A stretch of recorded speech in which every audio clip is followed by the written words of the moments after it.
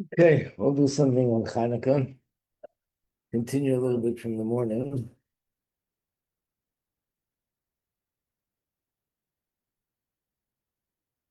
A few things. Um, Let me start with page 14.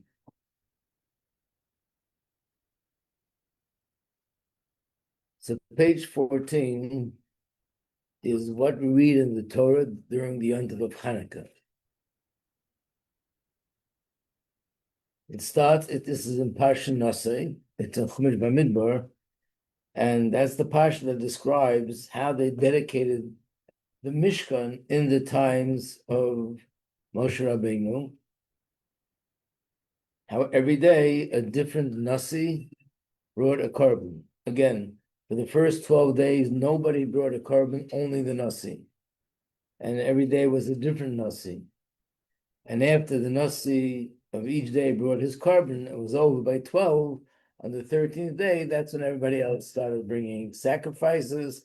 And that's when the regular sort of system began. But let's take a look at what it says here. First of all, on page 14, this is where we have the term Chanukah. Chanukah HaMizbeach. Chanukah HaMizbeach in the first pasuk on the page, on the bottom of the page. In English, they write the consecration of the altar, the dedication of the altar. But you get the idea. It means the beginning, starting it off. Now, what does it mean they brought a carbon? Carbon is not only animals. Let's see what they brought. So let's look at page 15, the next page. The person who brought his offering on the first day, whose name was Nachshon ben Aminadav. Who was he? He was the Nasi of the tribe of Yehuda. So Yehuda was the first.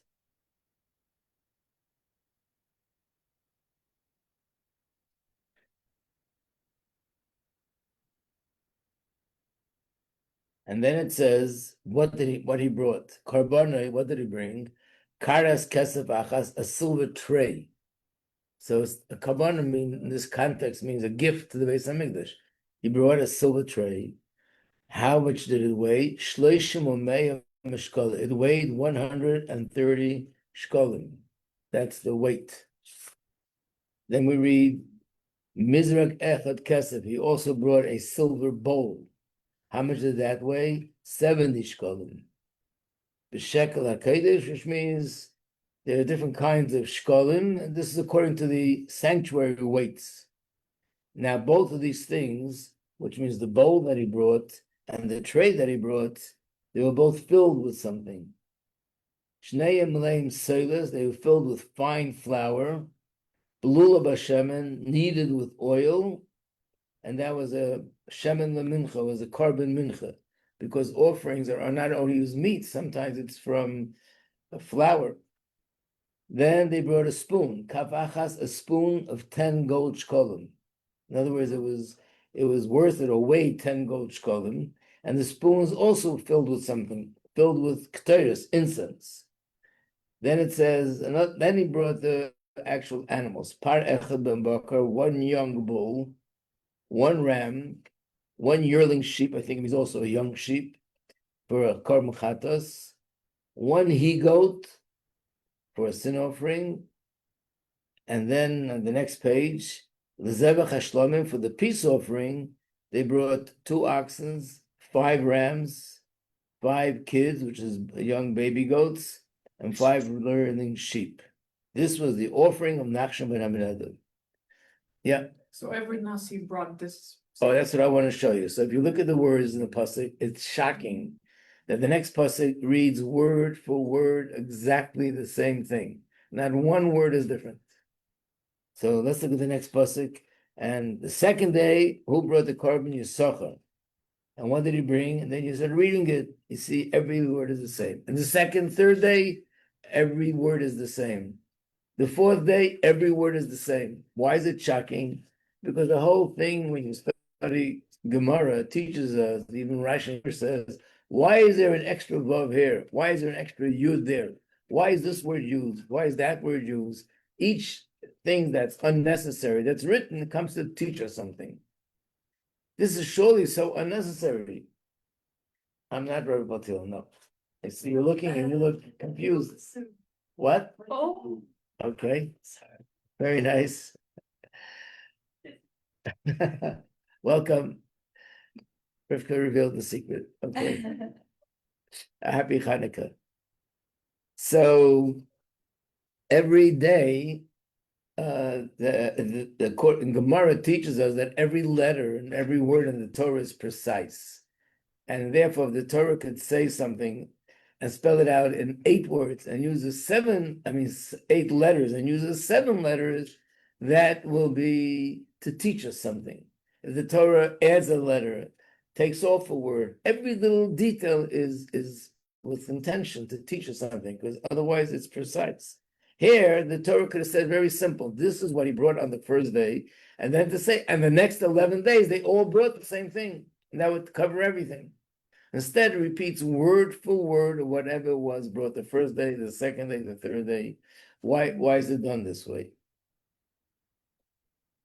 So the answer is that everything that was brought, and also the amount, this weighed so much, that weighed so much, has significance. And what is the significance? If you look at page 18 here, and the next page, Rashi brings down what the significance was, what was behind it. Let's just look at the first one. The silver tray.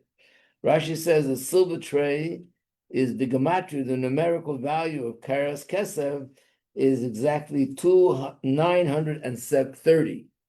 What's so significant about that number? That is the age of Adam Arishan. He lived for 930 years. Then it says, the next thing is that how much did it weigh? 130. Because it says in the Torah that when did he begin having children and establish the generations? That was when he was 130 years old. The next one says he brought a tray, a bowl rather. So Rashi says the bowl, the word Mizrach Echad Kesev, that's B'gematria 520. And what does that represent? That represents, the first one was Adam. The second one was Noach. Because Noach, he was 520 when he began to bring children into the world, and his generations multiplied. Shivim shekel, that 70 shkolim, that corresponds to the 70 nations, which were all descendants of Adam and Noach. Kaf achas, 1 spoon, that corresponds and alludes to the Torah that was given from Hashem's hand, who was one. Asar azov, it should be weighing 10 gold shkolim, that alludes to the Aseres Adirbus, the 10 commandments. Torah was given in a form of 10 commandments. Full of Ketores, the Rashi says Ketores has the gematria of 613. So it alludes to the 613 commandments. Then it says 1 young bull, par echad, that alludes to Avram Avinu, because it says in the Torah that tells us the story how he took a young bull. Ayel echad, 1 ram, that alludes to Yitzchak, because it says in another place in the Torah how Yitzchak was brought to the Akedah, and instead of that, Avram brought a ram. The third thing is keves echad, the young sheep. It said Yaakov did all the different things with the sheep, so this one alludes to Yaakov. So we have here Adam Arishan, Noach, Abraham, Yitzchak, Yaakov, the Torah, the 10 commandments, the 613 commandments. Sirism, the goat, that's to bring atonement for the fact that the brothers sold Joseph and they shechted a goat to use that blood to tell their father that really he was killed by someone. And then it says for the Shlomim, they brought 2 of these. What were the 2? That represents Moshe and Aaron. And why Shlomim? The word Shlomim comes from the word Shalom, which means peace. And then it says there was Elim, Atudim, Kvosim, 3 different species of animals that corresponds to Kohanim, Leviim, and Yisraelim. And another thing is Torah, Neviim, and Ksuvim. And then Rashi concludes that there were 3 things that were 5, that corresponds to the 5 Chumashim. Also in the 10 commandments, there were 5 commandments on one side, 5 on the other side. Very beautiful ideas, very deep ideas, But it says in the Medrash that actually, when they brought the korban, the intention behind it was different for each tribe. Wasn't the same. Why? So the question comes up: why were there 12 tribes in the first place? Why did Hashem set up the Jewish nation in a structure that had 12 tribes? What I mean to say is, of course, Yaakov had 12 children, and this is where the rest of the nation came from. But it wasn't just that he had 12 children.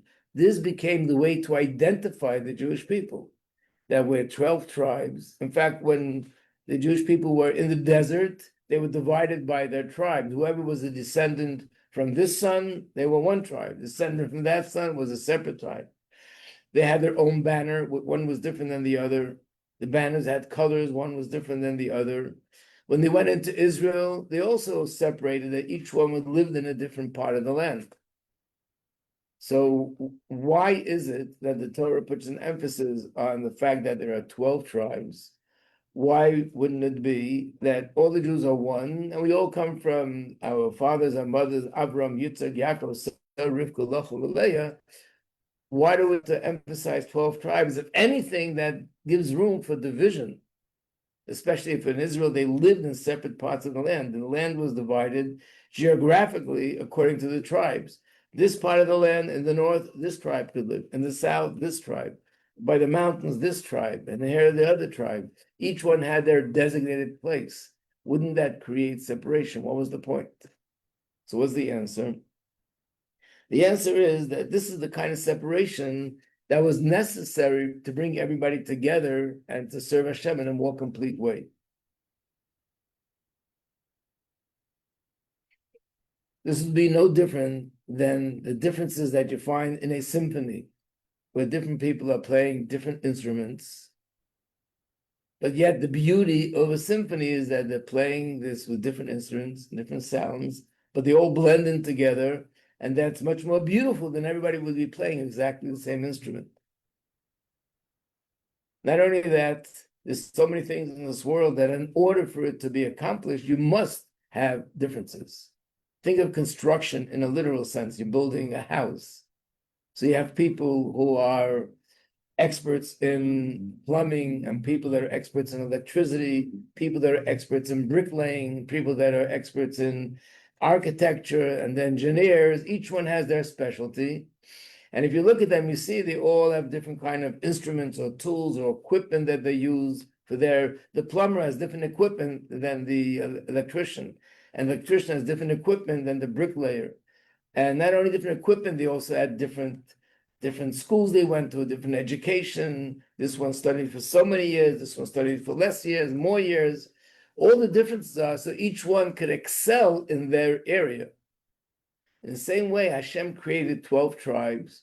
Means, yes, we all serve Hashem, but the Jewish people are divided in general in 12 different groups, which each one was given 12 different sort of strengths and talents and something exceptional, which they contribute to the big picture of how to serve Hashem. So when we find in the Torah that when Yaakov was blessing his children, he compared one tribe to a lion. He compared another tribe to a deer, another tribe to a donkey. These wasn't just symbols just to make it more colorful, but these were all ways of expressing that this tribe, their character traits and their specialty and their strengths is expressed when you draw a parallel between them and a lion, and the same with all different animals. So therefore, this was like saying that there are 10 paths. They're all going to the same destination, connecting to Hashem. But each one has their path, how they connect to Hashem. Just to give as a general example, there are certain people that they excel in Torah study. They're very intellectual. They study Torah in depth. They teach Torah. That's what the life is dedicated for. There are other people that are not so much into the studying part, but they're much more into doing things and helping people with tzedakah or any other way. It's not one is good, one is bad. One person is fulfilling his purpose, his mission through learning, and the other one's fulfilling his mission through helping people that are sick, and the other one's fulfilling his mission through helping people that need a bracha to have children. and another one dedicates his life to help a chassan and a kala, and another one dedicates his life for different kind of things. Each one has their path, and they're all ways of serving Hashem, but each one is different. But according to Chassidus and Kabbalah, all these paths, which are basically as many people as there are, that's how many differences there are. But they're all in 12 general categories, and each one should be serving Hashem in their way, in their path. So if that's the case, even though technically they all brought the same tray, the same bowl, the same ram, the same goat, and the same sheep, but what was going, the intention, what's behind it, was one different than the other. Like we learned in the Chumash about Abraham and Yitzchak, that the main attribute that inspired Abraham was love for Hashem. Beautiful. Does that mean he didn't have a feeling of awe for Hashem? Of course he did. And of course he did all the other wonderful things that he did. But which emotional attribute was his main source of motivation, of inspiration, was mainly his love for Hashem. Yitzchak, on the other hand, was mainly inspired by having awe for Hashem. It's not that one is good and one is bad, one is just different. And both are necessary, you need both. And as a result of that, they were all different intentions, and therefore everything had a different meaning, even though they brought the same things. So Avraham Avinu, let's say, ate matzah on Pesach, and he wore tefillin that like we wear, or something similar to tefillin, but what inspired him in doing the mitzvah was different than what inspired Yitzchak, and different than what inspired Yaakov. Each one was inspired by their particular nature and personality, whatever it was. So I just want to conclude, and then we'll get to your question, that therefore the Torah repeats each thing separately, because even though technically it was the same, but it's not the same. And especially now that we don't have a Beis HaMikdash, and therefore by reading it, when we read that this is the sacrifice of the tribe of Yehuda, and this is the sacrifice of the tribe of Yisachar, and this is the sacrifice, if we read the words, but in these words there are different depth and intention that lies in these words, one different than the other. So therefore they are different, and it's not just repeating, it's something different than the other. Yeah. Does that also apply to nowadays, like when we have different movements? Absolutely. That's the same thing with all of us. This is general, but the truth is every individual has their personal strengths, their personal weaknesses, their personal talents, and each one should be serving Hashem in their personal, individual way. Mm-hmm. You might remember that one of the things that's brought out about a Sefer Torah is that on one hand, the Sefer Torah it says that a Sefer Torah has the same amount of letters, which adds up to 600,000, like the number of the Jewish people, indicating that every Jew has one letter in the Torah. So we're all represented by one of the letters in the Torah.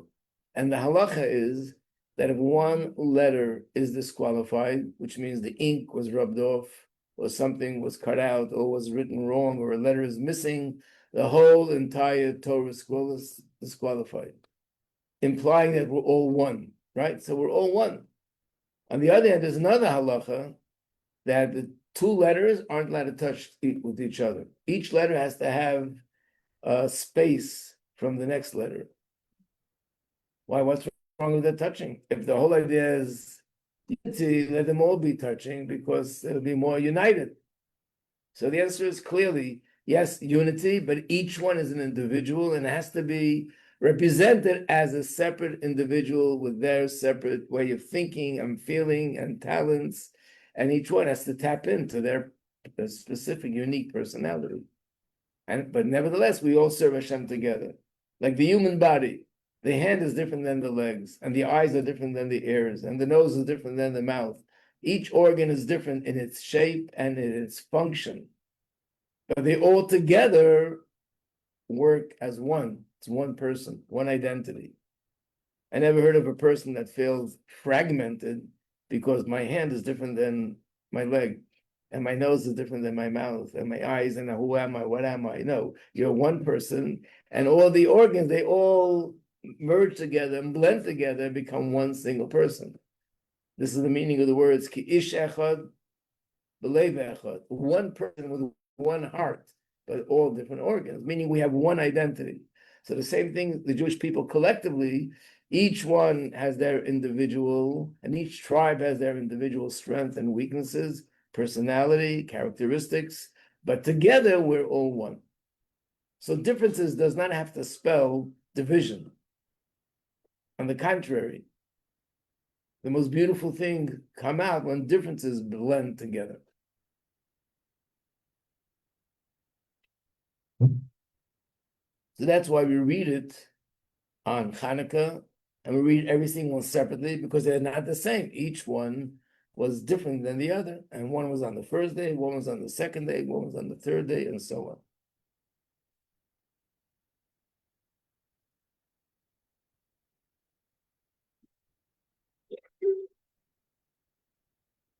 So that's one thing which I wanted to go into a little bit more than before.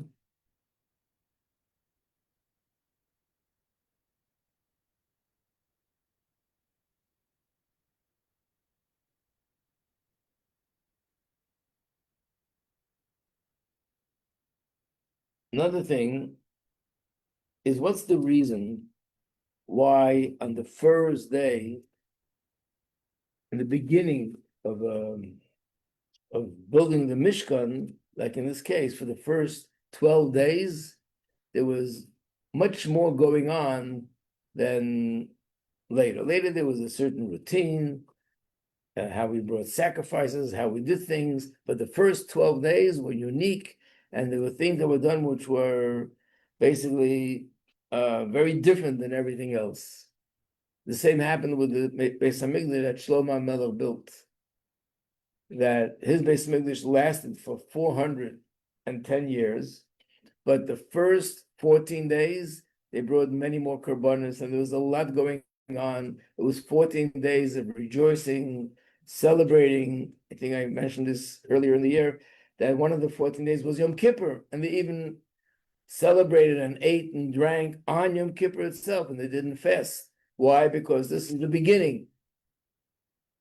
And the same as with Hanukkah, the reason why we celebrate 8 days is because these 8 days were the beginning of the next era of the Beis Hamikdash standing. First we had the Beis Hamikdash, then the Greeks took it away from us, so now we started all over again, refreshing, and it was 8 days. Why are the beginnings so important that we have to do so much on that day, just because it's the beginning?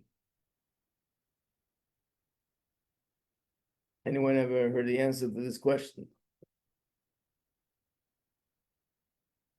So it's based into one of the answers. There's a few answers, but one of the answers that are given is because he was the first one. So what if he was the first one? When kids